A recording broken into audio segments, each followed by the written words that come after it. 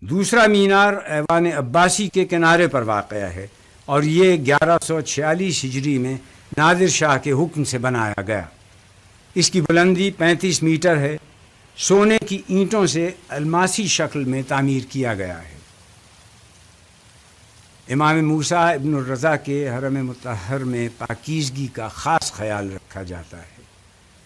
یوں تو حرم کے بیرونی حصوں میں ہر وقت صفائی کے امور کی نگرانی سختی سے کی جاتی ہے۔ حرم کے اندر اور ذریعہ مبارک میں اس کام کو انجام دینے کے لیے ایک مخصوص روح پرور تقریب منعقد ہوتی ہے۔